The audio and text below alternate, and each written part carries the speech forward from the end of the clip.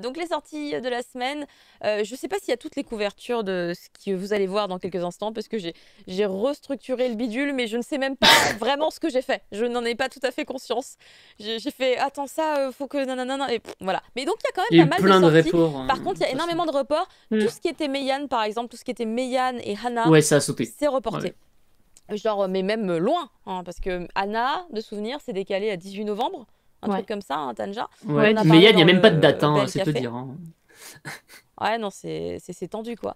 Mais Ouais. du coup, de ce qui sort normalement, et c'est ce qui est sorti même, puisque le 27 octobre, c'était mercredi, vous avez du côté de chez Delcourt Tonkam un premier tome pour le Dévoreur de souvenirs, sachant qu'ils avaient sorti un titre qui s'y apparente, je me demande si c'est pas un spin-off. J'avais reçu le tome 1, j'ai plus le nom, mais c'est un truc qui ressemble, avec même la même patte graphique et tout dans le titre. Mais donc je me dis que c'est peut-être un petit spin-off de ce titre-là qu'ils avaient sorti. Il y a My Capricorn Friend que j'ai essayé de commencer à lire, mais j'avais pas le temps d'aller plus loin. C'est un titre dur. Dur, qui parle de harcèlement scolaire et Merveilleux. de suicide, et même de meurtre. Hein, Mais dis bien donc meurtre. Le film commence avec quelqu'un qui décède. Le film, pardon, le manga. Et c'est un one-shot. Pour le coup, c'est un one-shot. En gros, il y a quelqu'un qui se fait beaucoup harceler et une autre personne qui va essayer d'aider la personne qui est très harcelée puisqu'elle est accusée du meurtre de la personne qui est morte, etc. Donc, Décidément. My Capricorn Friend en un one-shot. Sorti depuis mercredi, vous avez le tome 10 de Maison Ikoku, qui est déjà le dernier tome de la Perfect Edition. Je suis sur le cul. Waouh! Ça va vite. Waouh! Je pensais que ça allait mettre un peu plus de tomes, mais en fait, non, effectivement, Maison Ikoku, c'est 10 volumes dans Bah, c'est l'édition du tome. Hein. Ouais, japonaise. Ouais, c'est 10 tomes, en fait. Je suis plus habituée aux Rumiko Takahashi qui font pas moins de 40 volumes, en fait. Mais effectivement, 10 bons gros volumes, hein, n'empêche, hein, pour l'édition de Maison Ikoku. Ensuite, vous avez Réincarné dans un autre monde. Tout est dans le titre. J'ai le 1 à la maison, d'ailleurs. J'ai le 1. Je ne l'ai pas encore testé. Je sais pas si ça fait partie des titres de Isekai que tu as testé de ton côté, prof. Moi, je le connais depuis un bail. Il est très long en plus. Hein. Au Japon, il y a presque 14 tomes là, pour le manga. Hein. Et il est sympa. Il est sympa. Bah, il se lit correctement en tout cas. C'est très slice of life dans le genre. Slice of life dans l'idée. D'accord, super. Ouais. Bah, merci beaucoup pour cette information. Du côté de chez Glénat, vous avez la suite de Dear Call avec le tome 3. Je vous rappelle que c'est une série très courte qui se termine avec son 4e volume. J'en ai déjà parlé aussi du coup dans l'émission Glénat Manga Live ce mercredi si vous voulez plus d'informations. Mais sinon, il y a aussi l'incroyable et magnifique, attention, je suis en train de déplacer des objets, Babel, les architectes de Babel, que j'ai dévoré. Ça, j'ai réussi à le finir hier soir en rentrant de Disney. Il était 1h du matin. J'ai fait, allez, il me Babel, reste ça a 100 l'air pages chouette. à lire. Franchement, il est super bien. Mais il est gros en fait, le pavé. Sacré pavé, ouais. C'était, écoutez, hein, digne de la tour de Babel, hein, je veux dire. En fait, c'était 2 bouquins, c'était 2 mangas, et ils ont décidé d'en réunis faire en un seul. un bon gros pavé. Et ce que je trouve très cool, c'est que, alors en plus, récemment, ils ont sorti Mermaid Saga, où ils ont fait un petit vernis sélectif en forme de petites écailles pour rappeler l'aspect sirène. Bah là, en fait, pour Babel, alors on n'a pas un effet papyrus, hein, parce que je pense que ça n'existe pas, mais du coup, comme on est sur un papier, une couverture très mat, mais avec un mat qui est différent des autres mats que j'ai pu voir sur d'autres. Je sais pas quel est le nom de cette texture qui est très similaire à un mat classique, mais donne une sensation légèrement de tissage. C'est très léger, très léger. Ouais, et en fait, bien. de loin, là, sur la tranche, on a l'impression qu'il est relié, mais de manière traditionnelle, en fait. Ah oui, sur le dos, tu veux dire sur la tranche. Le dos. Ah oui, le dos. Le dos, ouais. Le dos. La tranche, en fait, c'est là. Oui, pardon. Le côté tranché. Les gens qui travaillent dans le milieu de l'édition nous font des petits... Non, mais t'as raison, à chaque fois, j'alterne les deux. Et il est vraiment super bien. Je pense que je vais en faire peut-être une review à un moment donné, mais là, j'avais pas le temps de demander les éléments. Mais il y a... alors, il faut que je vous montre ces doubles pages qui sont incroyables, où en fait, on suit l'histoire de 2 architectes qui sont donc destinés à construire la tour de Babel, puisqu'il y a le roi, l'empereur, je sais plus, de la Mésopotamie, là, qui veut construire la plus grande tour de l'histoire, pour imposer évidemment du coup son règne, mais aussi parce qu'en fait il est un peu fou, hein, il est un peu teubé. Et en fait il y a d'autres choses qu'il voit à travers cette tour. Et je trouve que graphiquement c'est hyper bien maîtrisé, en tout cas pour tout ce qui est décor et même bâtiment, puisque figurez-vous que c'est un gars, pendant ses études d'architecture, il a fait ça. Et tu fais waouh, ok. Donc effectivement, ça gère sur tout ce qui va être décor. Il est carrément pas mal. Après, pour tout ce qui va être visage, expression, je serais peut-être un peu plus critique là-dessus. Mais globalement, ça marche bien. C'est juste que je suis un peu moins fan de ce qu'il propose. Parce que bon, j'ai des styles que je préfère à d'autres. Mais j'ai beaucoup aimé suivre ces deux architectes. Et c'est limite un peu touchant à la fin de l'histoire. Puisque vous connaissez, je pense, quand même tous le destin de cette tour. Qui est, oui, non, Oui. oui. Parce qu'il y a un destin plutôt tragique lié à la tour. Et voilà, vraiment, j'ai bien aimé. Voilà, c'est une histoire qui, en plus, n'est pas très longue. Ça doit faire au total 500 pages ou quelque chose dans le genre. Donc, c'est pas si long. Et j'ai bien aimé, c'est beau. Et c'est une bonne idée de l'avoir fait en grand format, tel que vous l'avez vu là, parce que du coup on voit beaucoup plus le détail sur certains bâtiments, sur certaines constructions, et même sur certains combats, puisqu'il y a des combats, c'est un peu la guerre, hein, c'est un peu la guerre tout le temps, ça trahit, ça complote, ça fait des coups bas, et un petit peu tout ça dans Les Architectes de Babel, et vraiment je vous le recommande chaudement, mais j'en parlerai plus en détail sûrement une prochaine fois. Il y a ça qui est sorti donc ce mercredi. J'ai eu l'incroyable chance et honneur et privilège de le recevoir hier. Il est arrivé hier par la poste. Je vais l'ouvrir sous vos yeux pour vous montrer le contenu de ce coffret collector. Unboxing. Unboxing en direct. C'est surtout qu'il est plus petit que l'autre unboxing que tu avais fait en live pour Kaiju Number 8. Kafka est toujours là. Ah, celui-là, il prendra moins de place, c'est sûr. Hein. Ah bah normalement, il n'y a pas de raison que je m'étouffe avec celui-là ou que je me fasse assommer ou que sais-je, effectivement. Mais donc voilà, là c'est on va dire entre guillemets peut-être le dernier collector que les gens pourront choper par rapport à la licence Promise Neverland. Ils avaient proposé 3 autres coffrets collector, dont un pour le dernier tome de la série. Et là vous avez donc toujours le même format de coffret collector qu'ils proposent, très très joli, avec du coup une petite ouverture ici. Alors, que j'aille pas abîmer, voilà. Ouh. Attention, il y a une PLV à l'intérieur. Il y a, Elle va te sauter dessus. Non, tout va bien. Il y a ici, en fait, comme pour l'édition collector du tome 20, un marque-page en métal qu'on peut faire glisser. Elle est chouette. Il est très chouette, ça. On peut faire glisser du coup pour bloquer ces pages. Là, je vois que j'ai des dessous de verre. Effectivement, c'est indiqué. 3 sous-bocs, ouais. Cool. Très joli. Très, très, très joli. Avec du coup un, il y a Emma. Il y en a un autre, c'est Ray et c'est Norman, mais c'est Norman qui s'en va. Et là, c'est la scène où Norman s'en va. Ah. Oh, mon Dieu. Le truc, jamais tu l'enlèves. Ensuite, vous avez, ça c'est très cool, hein, je trouve, un message codé. Ah. C'est quoi, c'est un morse? C'est dans le... Oui, je crois que c'est du morse d'ailleurs, ce qu'ils utilisent dans Promise Neverland, puisqu'en fait, en gros, c'est la méthode de retranscription qu'ils utilisent. Et je crois que le morse fait partie justement de ce qu'ils utilisent et ce qu'ils maîtrisent.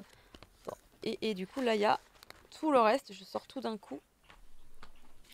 Vous avez donc des stickers. Ah putain, il y a carrément 3 pages de stickers.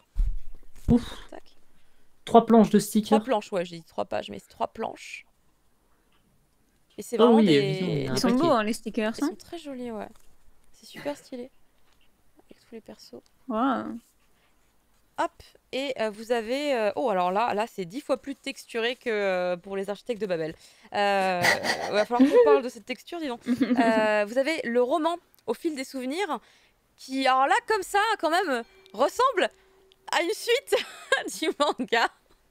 Pour les gens qui ont lu, évidemment, le dernier tome, on dirait une suite du manga. Je vais peut-être, du coup, aller le lire.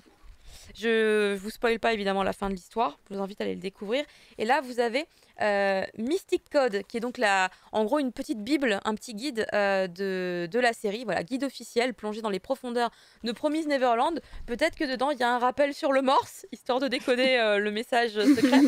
ce serait pas mal. Et effectivement, vous avez à l'intérieur ce qui se compose vraiment effectivement des guides officiels, des explications sur des personnages, des situations. Vraiment tout plein d'informations. Mais là, je suis impressionnée. Alors, il y a un vernis sélectif qui est quelque chose d'extrêmement classique finalement, mis en place chez plein d'éditeurs aujourd'hui, sur les personnages, Oui, sur le je le vois, je le vois. Mais en dehors, c'est un papier hyper rêche. Je trouve ça dingue. J'avais jamais vu la combinaison vernis qui brille et papier hyper rêche qui du coup n'existe plus sur le dos, mais qui réapparaît intégralement ici là, sauf sur le code barre. Le code barre il brille. Hein, Ah, je vois ce que tu veux dire. C'est incroyable. C'est une texture qui aurait pu être vachement bien aussi sur les architectes de Babel. Ah, ouais. J'ai un coup de fil. Ah, alors excusez-moi, je réponds puisqu'en fait il m'avait prévenu. Allô, oui.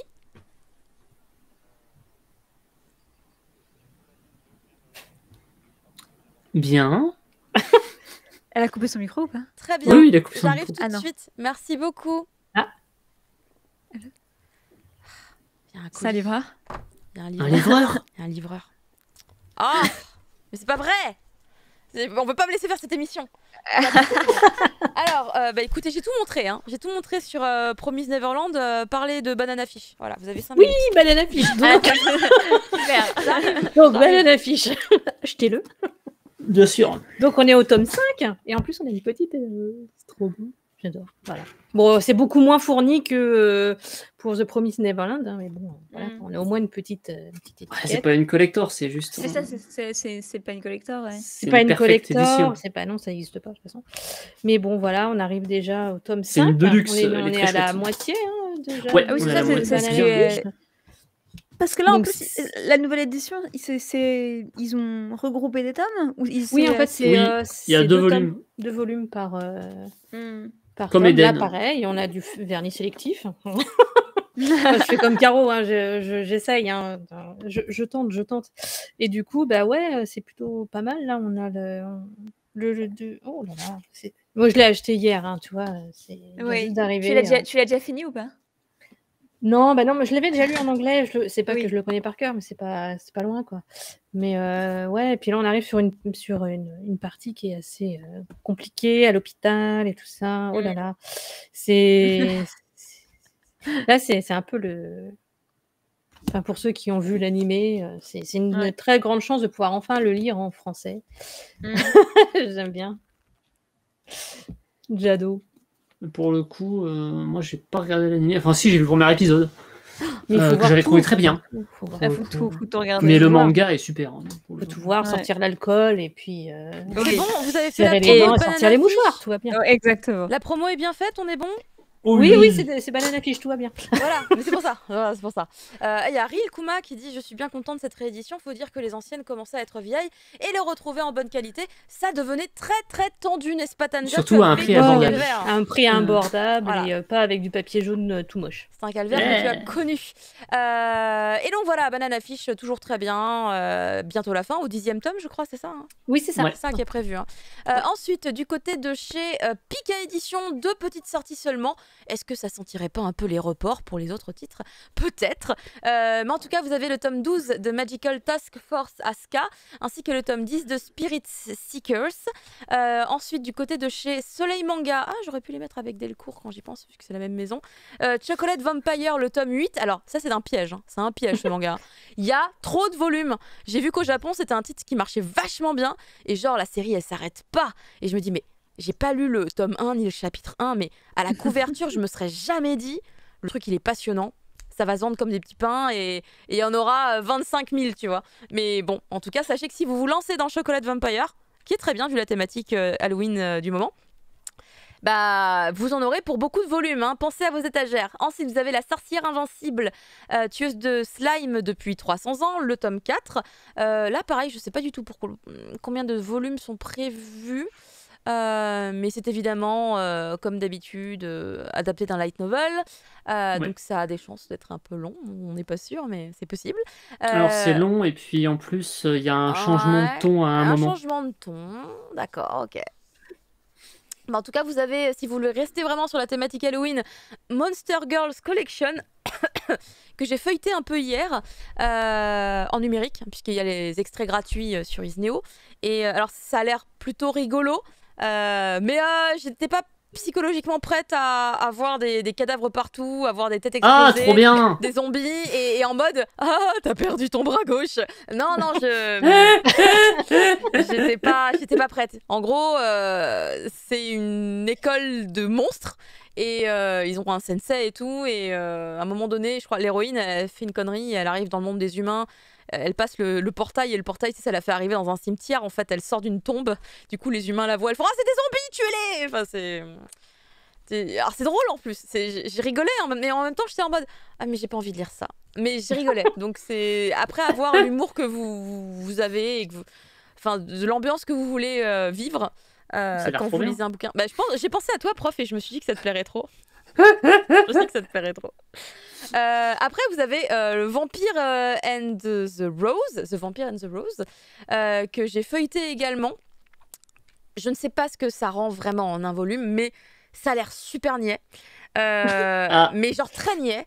À base de il y a un vampire dans mon lycée, c'est normal qu'il y ait des vampires, voilà, c'est normal. Oh, il y a un vampire dans mon lycée, mais du coup tout le monde va l'embêter, tout le monde veut qu'il boive son sang, etc. et tout, alors que le pauvre pas forcément. Mais Osef des vampires, moi je m'en fous, moi je suis une fille normale. Sauf que ils vont se croiser et attends, c'était quoi le délire? Ils se croisent et en fait ah oui voilà, non, elle le sauve, pardon, elle lui sauve la vie. Si genre à un moment donné il est pas bien, il fait un gros malaise, il a pas bu assez de sang, il y a que elle dans les parages, elle dit bois mon sang, je te sauve. Et du coup il boit son sang et après il fait bah il a grave bon goût ton sang, dis donc, c'est sympa.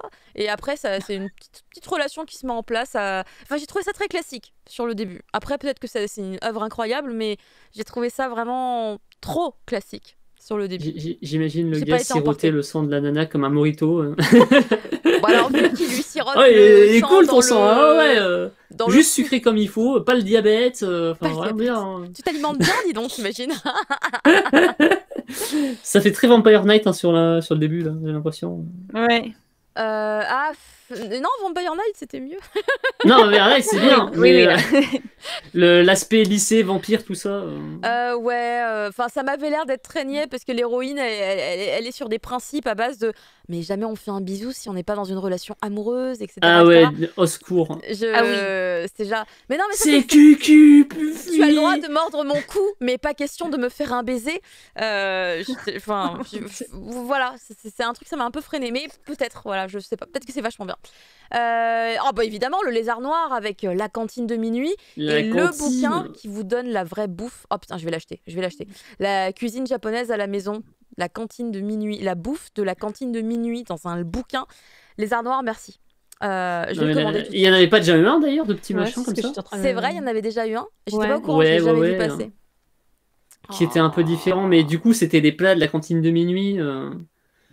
Mais du coup, dans le manga, alors que là, j'ai l'impression que c'est plus une sorte de guide de cuisine japonaise. Manga Collect confirme que ouais, il y en avait déjà eu un. Mais donc c'est pas un bouquin de cuisine, vous croyez? Si. Ah si.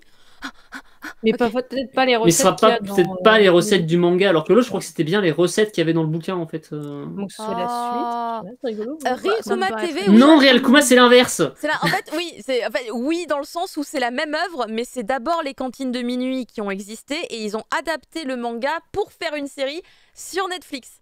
C'est dans le sens inverse, mais effectivement. Du coup, je sais pas pour les recettes. Est-ce qu'on voit les recettes est-ce qu'on voit les mêmes recettes dans le drama? Je suis pas sûr en vrai. Si, il y en a, ouais. Bah écoutez, je l'achèterai et je vous dirai. Putain, mais j'ai faim maintenant. J'ai grave la dalle, j'ai super mal au bide, j'ai envie de me faire la même chose là, des espèces de tranchettes de poulet. Je sais pas ce que c'est, j'en veux. Bah, tu vois bien, tu mets de la farine, tu mets de la chapelure, tu mets de l'œuf et tu mets ta viande dans les trois et après tu mets dans l'huile, quoi, c'est bon, c'est ça. Bah oui, de minuit, c'est génial de toute façon. Et c'est facile à faire, j'ai grave la dalle. Allez, on enchaîne. Rue de l'Échiquier propose des manhwa. Et donc il y en a un qui s'appelle Un matin de ce printemps-là, qui semble être un one-shot de la même manière que Hong Kong, Cité déchue, de Kwon Ching Lao. Je sais pas prononcer, pourquoi je me lance là-dedans. Kwon Ching Lao. Kwon Ching Lao. Je pense. Coréens tous les deux, pour le coup, vous diriez? Non. Park, C'est Park plutôt des manhwa. C'est des manhwa, du coup. Parce que Park. Alors, Park, c'est coréen. Park, c'est coréen. Ça fait plus coréen. Et l'autre, c'est, Hong Kong, ça doit être soit chinois, soit taïwanais. Ouais. Hongkongais. Hongkongais. Bah, du coup, Hongkongais, chinois. c'est chinois. Parce que Hong Kong, Ouais, c'est. ça. Taïwan, c'est pas chinois. Et parce que Park, c'était évident dans ma tête que c'était plutôt coréen. Même Wong, c'est très coréen dans ma tête. Park, c'est coréen, ouais. Park, ils sont tous coréens, les parcs. Kwang, j'avoue. Et le Lao, ça m'a fait tiquer. Oh, attends. Donc, un manhwa et un manhwa, peut-être, du coup. Disponible chez Rue de l'Échiquier. 2 one-shots qui sont sortis le 28. Non, Cachant nous dit c'est pas chinois. Si, c'est chinois, ça a été rétrocédé. Ah non, d'accord, d'accord, vous parlez juste de Hong Kong. J'ai cru que vous parliez de l'œuvre. D'accord, pardon. Oh là là. Alors, les Chinois, ils considèrent pas Hong Kong comme la Chine. Voilà. Je dis tout de suite.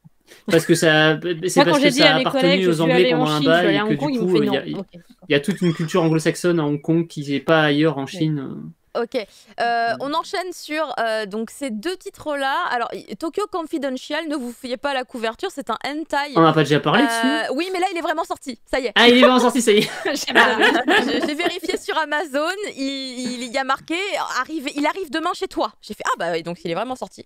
Parce qu'il est sorti hier, nous sommes le 29 aujourd'hui. Et donc, tu vas lire, du coup je sais pas. Je verrai. J'ai fait une simulation d'achat, mais je l'ai pas acheté. Je connais quelqu'un qui aime beaucoup cet artiste. Ah ouais ouais.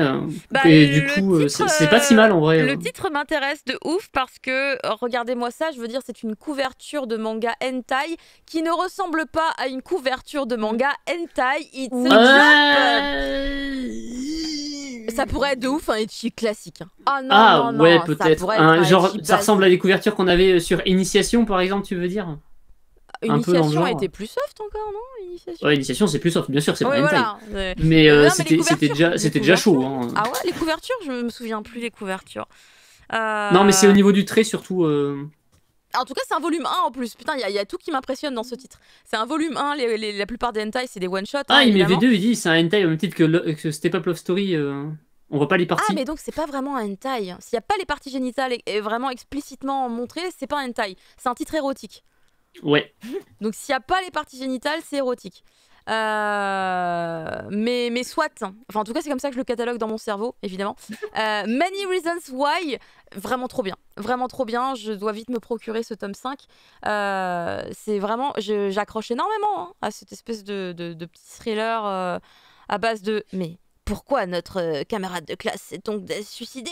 Qui l'y a poussé réellement? Est-ce que c'est toi? Est-ce que tu joues un jeu? Il y a des vrais des visages qui se dévoilent et tout. J'adore. Et ça rend bien. Hein. Par contre, le bouquin, t'as l'impression que t'as lu 5 minutes. C'est terrible. Hein. Ça va trop vite. Ça va trop vite. Ensuite, vous avez du côté de Chato. Mais attends, c'est pas la fin? Don't Call Me Magical Girl. C'est lequel? C'est le 4? C'est le 5? C'est le 5? C'est le 5? C'est le dernier, le 5? C'est le 5. Je crois que c'est le 5, c'est le dernier. Hein. Mais oui. Ouais. J'ai pas pensé à le rajouter, tiens. Mais j'ai pas fait gaffe que c'était le numéro 5. Mais bon, voilà, effectivement, c'est pas indiqué, mais c'est le dernier volume. Don't Call Me Magical Girl. Non, c'est pas le dernier. Il y en a un 6e qui est sorti. D'accord. Parce que c'était pas. Mais il y a pas un long moment où on nous disait que c'était en 5 tomes? Ouais, mais non, visiblement. Moi, Nico, il m'avait parlé de 5 tomes à une époque. Ouais, ben le 5 devait arriver, en tout cas, on en avait parlé quand j'avais fait la review. Ouais. Et là, je vois que le volume 6 est à paraître en février 2022 sur Manga News. Mais du coup, ça veut dire que c'est le 6 qui conclut la série ou c'est que, en fait, non? Non, il y a encore marqué en cours, donc c'est pas fini. Ouais. Mais pourquoi j'ai l'impression que Nico m'avait parlé d'une fin à un moment donné? Mais moi, ça me dérange pas, hein, ça s'arrange. Peut-être une autre œuvre. C'était cool hein, comme titre. Ah, je sais pas, moi j'avais l'impression que ça arrivait bientôt à sa conclusion, mais c'est une illusion, écoutez les gars, hein? C'est une illusion. Chato, donc Don't Call Me Magical Girl, I'm... Ah, j'ai oublié le nom.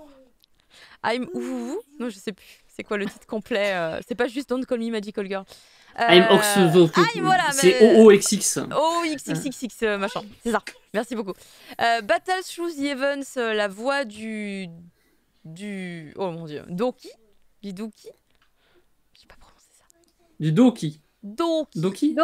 Je sais pas, Du Doki, c'est le tome 7 déjà, hein. Ça va vite hein, avec Maned. Ça va vite hein, chez Maned. Et d'ailleurs, en même temps, il y a beaucoup de tomes, je crois, à sortir. Donc il faut on reçoit des gens de Maned dans 2 ou 3 semaines, je crois. Il me semble Ouais. qu'en novembre, on reçoit Je des crois gens qu'il de y a- chez Maned. Ouais, il me semble qu'il y a ça. Ouais. Ensuite, vous avez voilà une vraie couverture de hentai, vous avez vu. Destination Terra, le tome 2 de Destination Terra qui s'est fait attendre puisqu'il a subi un report. Mais ça y est, il est là, il arrive. sort aujourd'hui enfin. Vous pourrez continuer les aventures de ce titre de Keiko Takemiya. Alors, j'ai un trou de mémoire. En combien de tomes était prévu cette 3. réédition 3. 3 C'est ça, hein. Il me semblait que c'était pas 3 long parce que c'est des gros pavés. pour voir le destin de Jomi. C'est ça. C'est un Et chef-d'œuvre. donc voilà, qui arrive bientôt à sa conclusion aussi, mine de rien, puisque le prochain volume sera le dernier. Vous avez du côté de chez Nioniba la sortie de Fanatichisme, qui du coup est un hentai, qui parle de soubrette a priori, hein, je ne l'ai pas feuilleté. Ouais, ça a l'air très made. Hein. Ça a l'air très made, ça a l'air très très très fluide dans tous les sens. Et il y a des petits mochis gênés de tous les côtés. Voilà. Oh, pardon, j'avais pas vu, j'ai eu peur ce qu'elle a dit sur le chat. Ça va. Je sais pas la faire en vrai. Mais en fait, je suis en train de réaliser que sur le logo, il y a un problème aussi. J'avais pas vu. Ah oui, c'est pas grave, c'est pas grave. J'ai zappé vite. Merde. Personne n'a vu. C'est rien passé. Si jamais il y a des problèmes après, bah, je suis dans le caca. Arrête de me chauffer Nagatoro avec du coup le tome 3 qui arrive. Et je crois qu'il y a une édition collector aussi pour ce tome 3 qui sera disponible, non? C'est possible. Je sais plus quels sont les tomes qui ont des éditions collector. Des petites éditions un peu de luxe et tout là. Mais je crois que le 3 il en a un aussi. Il vous faisait avez, pas genre un truc à côté, genre édition DX, et que c'est un truc encore différent. Genre c'est une version grand format ou je sais pas, ça avait l'air bizarre, j'ai pas compris. Vous avez le tome 1 de Hotel Voynich qui sort également. Voynich. Pourquoi j'ai dit Volnik? Volnich, pardon. Qui donc voilà sort aujourd'hui. Tu m'as dit, prof, que c'était un peu une ambiance citrouille. Mais il y a personne qui le chronique pour aujourd'hui, Voynich. Bah non, parce que personne n'a eu le temps, je pense. Donc aujourd'hui, j'aurais pu en parler pour le coup, hein, mais ouais. J'ai comment on appelle ça? Il y a que l'autre là, j'ai oublié. Wakusei. Il y a que Wakusei aujourd'hui. Wakusei Closet. Ouais, Wakusei Closet. Mais c'est pas mal, ça veut dire qu'on va peut-être manger avant 14h30, t'as vu? Il y a également le tome 2 de Miss Kobayashi's Dragon Maid. Vous avez aussi le tome 4 de Rent a Girlfriend. Le tome 1, dont on parle à l'instant, de Wakusei Closet, évidemment le plus important de tous. Enfin, désolé, hein, c'est parce que c'est mon kiff. Welcome to the Ballroom. Ballroom. Je l'ai pas encore su. Celui-là, je l'attends, mais je vais le commander là, maintenant. Là, j'ai besoin de le chercher la lire. semaine prochaine. Ah, j'ai besoin de le lire, ce titre, il est trop bien. Ouais, il est très chouette. Ensuite, du côté de chez Ototo, là, c'est peut-être un peu plus l'univers de prof, je sais pas. Danmachi, c'est un univers qui te parle? Oui, moi je connais bien Danmachi. Voilà, Overlord, Danmachi, je suis perdue avec les 40 000 Danmachi, c'est de la qui existent. fantasy, Overlord, c'est un isekai. Mais oui, mais il y a des spin-offs de tous les côtés à chaque fois. Mais pour la c'est plupart le des côté. licences. Ouais, tout à fait. Ouais. Après, il y a Bungo Stray Dog, c'est pas du tout un isekai, mais qu'est-ce que c'est bien, Bungo Stray Ouais, Dog. C'est chouette, C'est clair. L'animé est Puis vraiment pas t'apprends dégueu, en plus, hein. t'apprends les auteurs de la littérature Ouais. mondiale. C'est tous les Ouais. persos, c'est des grands auteurs de la littérature. Alors, beaucoup du Japon aussi, forcément. Alors il y a non, des- les japonais c'est les gentils en fait, les méchants c'est les autres. Ah, et donc c'est donc ça le délire. J'ai pas fait attention puisque Ah oui, parce que du coup les héros c'est la littérature japonaise, Ouais. et ils affrontent genre la littérature anglo-saxonne, les Russes, un jour on aura les Français, enfin voilà. putain le jour ils vont attaquer Baudelaire. Ah ça va être rigolo. Hein. Ah, Ah, je crois qu'on va pas tarder à y arriver là, je pense. Hein. incroyable. Moi je suis avec l'animé alors j'ai pas la... Mais je comprends, l'animé est très cool. Le jour où j'ai décidé d'envahir la Terre, qui continue son rythme de parution Ouais. de 2 tomes par 2 tomes à chaque fois. C'est déter, hein, parce que je sais Et, pas si elle se vend très bien cette série. Bah, je sais pas, mais en tout cas, si c'est un choix coup de cœur, bah, c'est un choix coup de cœur qui s'assume pleinement. Par contre, je me souviens plus, je sais plus si ça finit en 15 volumes ou un truc dans le genre, mais je crois que c'est bientôt la fin. On est plus sur la fin que sur le début. Mais je crois que c'était genre 15 volumes, un truc comme ça. Donc pas un titre si long pour un... Je crois que c'est un shonen, hein, le jour où j'ai Je décidé sais pas si c'est d'envahir la un Terre. shonen, ça a l'air bizarre en vrai. Ah, Je pense que la particulier. définition est assez chelou sur ce titre. Je sais pas si c'est contemplatif, ça a l'air de la SF, mais peut-être pas trop. Ouais. Au début, je me disais que ça ressemblait beaucoup à Samidare, parce que le concept et tout, mais ça a pas l'air d'être tant que ça, Samidare.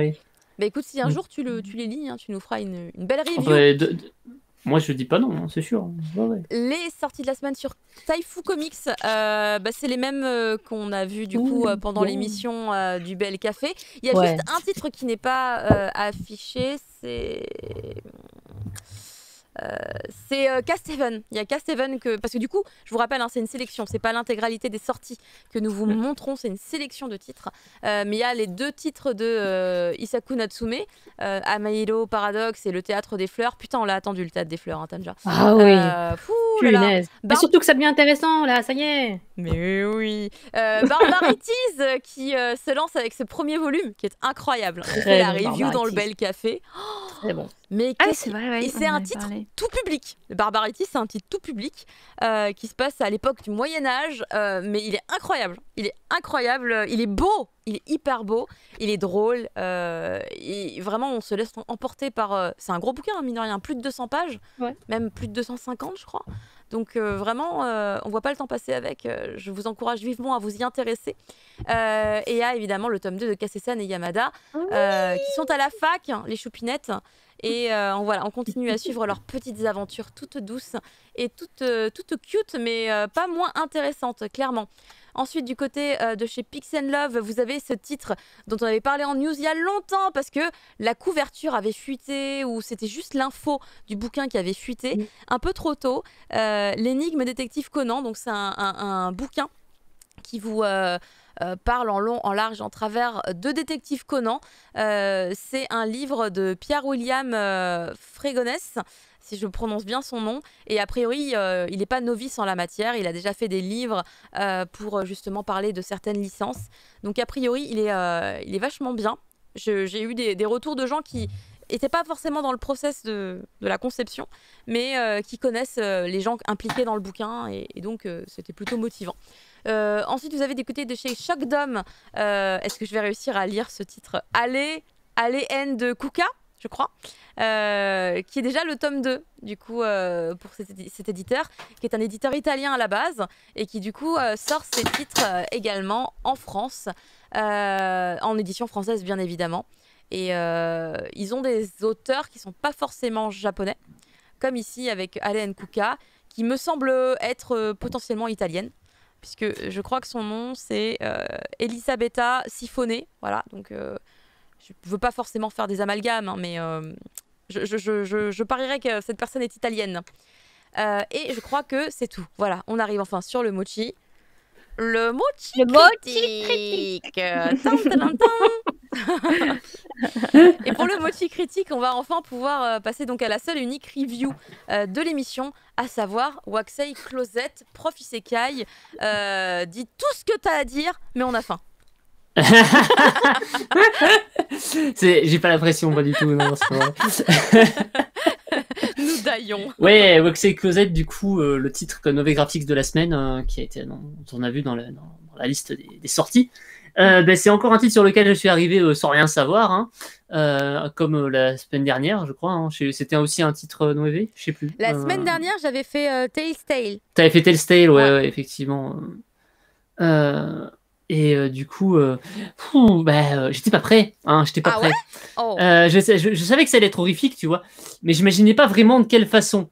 En fait, et du coup, l'histoire c'est celle de Aimi, c'est une gamine qui a max, je sais pas, 12 ans, et depuis quelque temps elle fait des rêves, mais genre vraiment super chelou en fait. Au départ, son ami lui dit c'est rien, c'est des rêves lucides, tu sais, les fameux, et à un moment elle finit par se rendre compte qu'il s'agit plutôt d'une autre réalité dans laquelle elle s'échappe quand elle dort en fait.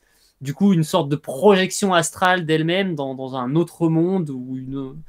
Et du coup, ce monde étrange qu'elle visite en songe est loin d'être un rêve. En fait, c'est plutôt une sorte de planète inconnue avec des créatures hostiles qui cherchent à s'infiltrer dans notre monde à nous en utilisant l'esprit des dormeurs comme point de passage dans l'espace-temps.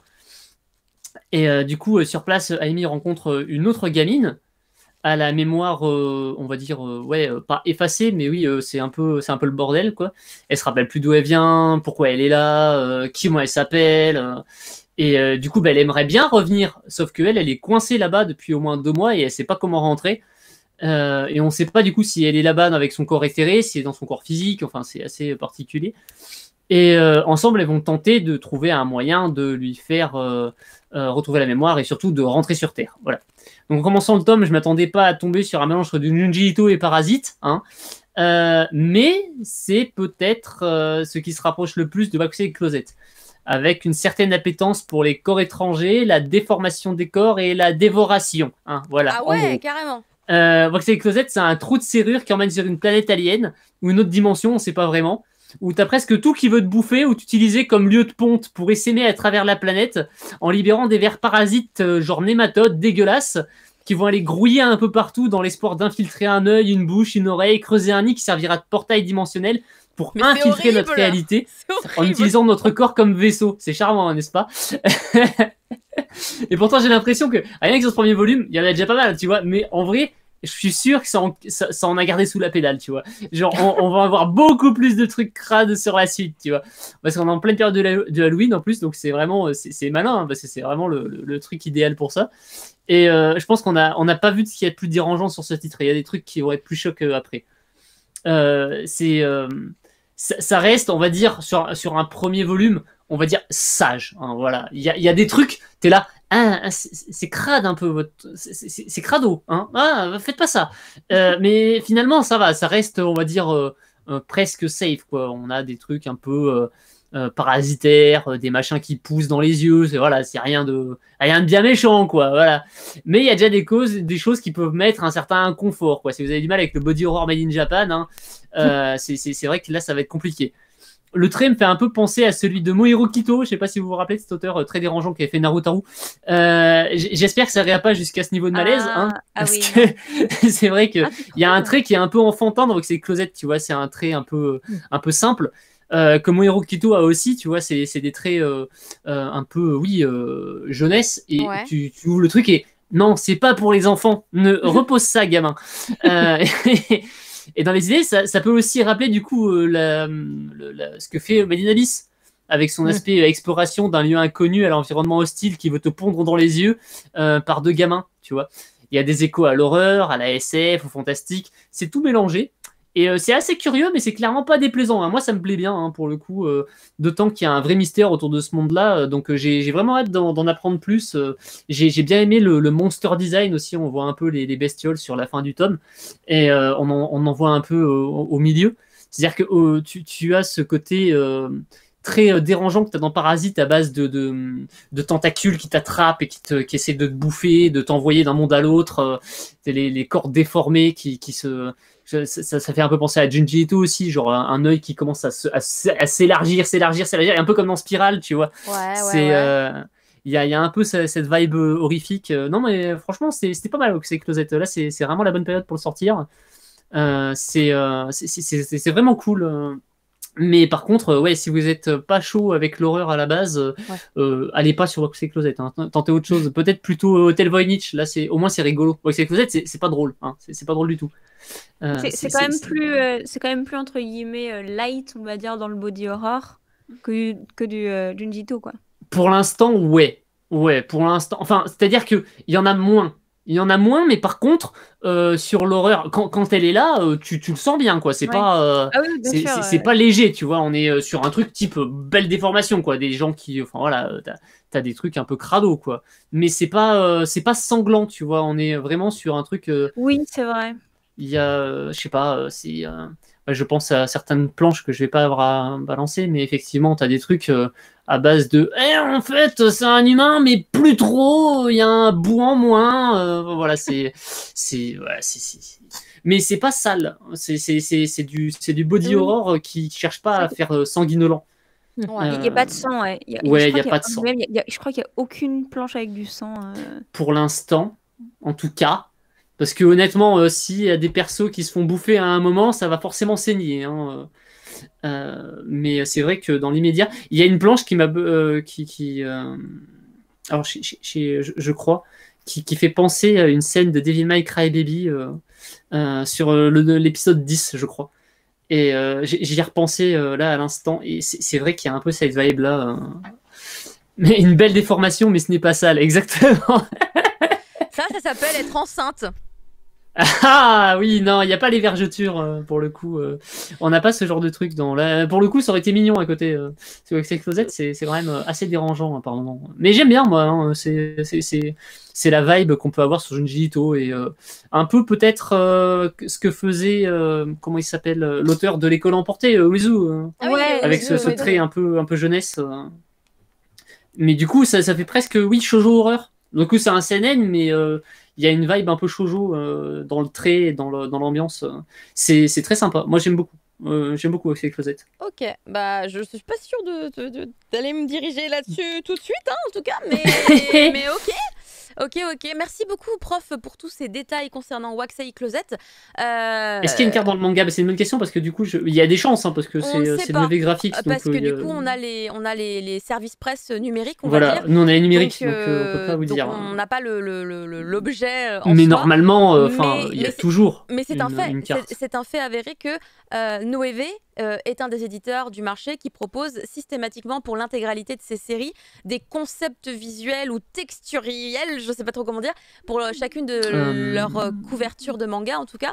Et du coup, très certainement pour Waxai Closet, il y a aussi un petit détail, quelque chose qui fera la différence avec d'autres. Sur la couverture, ouais, bien sûr. Toujours. Et on aura évidemment le petit Toby, l'insert, la carte collector qui sera peut-être signée si on a du bol, je sais pas. Ouais, c'est toujours le même délire, c'est si t'as de la chance.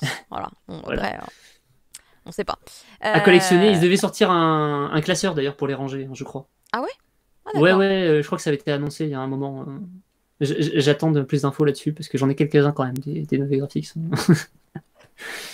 D'accord, bah oui, c'est vrai que ça serait sympa puisqu'il y a plein de petites cartes. Et plus on a de tomes, plus on a de cartes. En tout cas, merci beaucoup, prof.